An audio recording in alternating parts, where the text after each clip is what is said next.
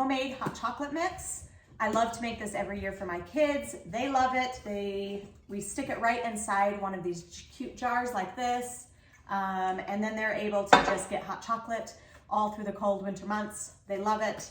And so let's get to it. The recipe will be down in the description below. This recipe calls for a container of Nesquick, so you can just grab that and put it right in. That's super easy. Or you can make kind of a homemade Nesquick variation, which is what I'm gonna do. So for that recipe, we need, you'll put it into a bowl and stir it up, and then you'll just add it into your bigger bowl. And then we're going to scoop and funnel it right into our container. So for the Nesquick, it's 2/3 cup of sugar, 1/3 cup of cocoa, and a pinch of salt. Super easy. So let's do that. To make the Nesquick, we're going to need 3 cups of the Nesquick to be able to put into our hot cocoa mix. So we are going to quadruple the Nesquick recipe to put in there. And there'll be a little bit left over, so you can make some yummy chocolate milk with it. So we're actually going to use the 2/3 cup of sugar, 1/3 cup of cocoa, and a pinch of salt, and we're going to quadruple that, make a bowl of that, and then we will put 3 cups of that mixture into our bowl and get started making the hot cocoa recipe. Like I said before, if you just want to buy the container of Nesquick, it's a 21.8 ounce container of Nesquick, and that will go right into your bowl.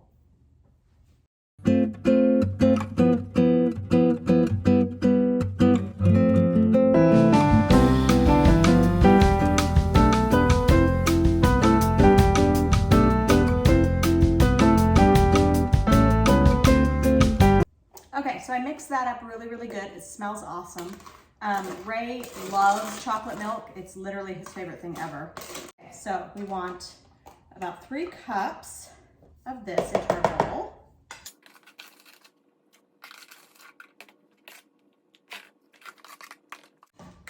Okay, so now we have our homemade Nesquick in here, and we are going to add 4 cups of powdered milk.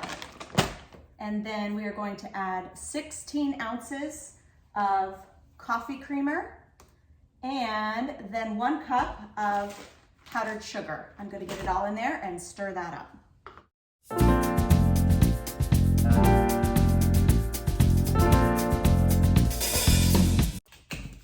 So 16 ounces is actually one of these. This is a 16-ounce size. I had this one previously, and so I bought a new one because I knew this one wasn't entirely full. I'm just gonna, just to be able to measure, add some of the new one into the old one. There we go, pour it right in. Good measuring, right? So 1 cup of powdered sugar is actually the recommended amount, but you can add more to make it sweeter. It's up to you, it's up to your taste. So if you want to make a cup of it and see if it's sweet enough, and then you can add more if you want it a little bit sweeter. Or if you know you have a really big sweet tooth, go ahead and add more. It's up to you. Okay, so let's go ahead and stir it up. We've got quite a big bowl here, so we want to be careful not to spill it all over our counter.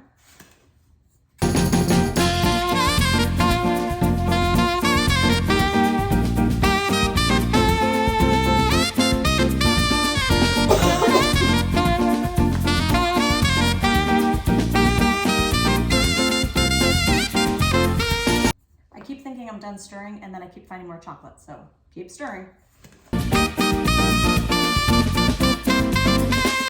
So I got out my little scoopy guy, which would be easier, but I want to see exactly how much hot cocoa mix I just made, because I kind of want to see a price comparison to see if this really is cheaper. Sometimes when you make things yourself, it is cheaper, and sometimes I feel like it isn't. So let's check it out.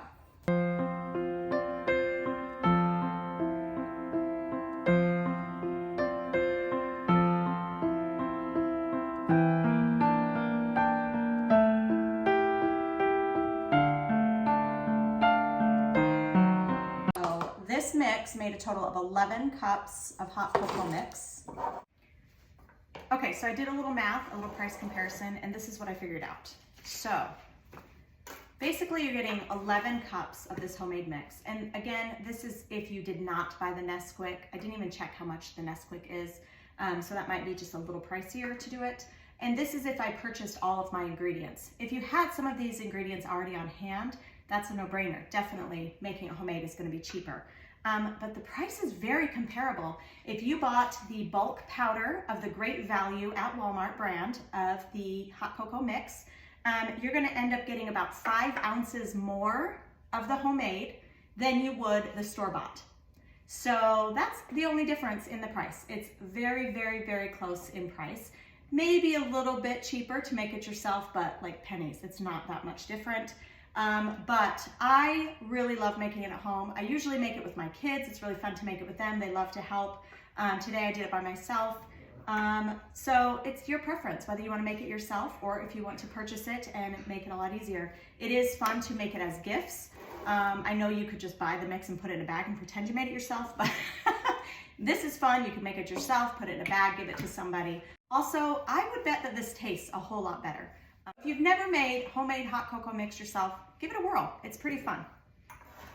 See ya.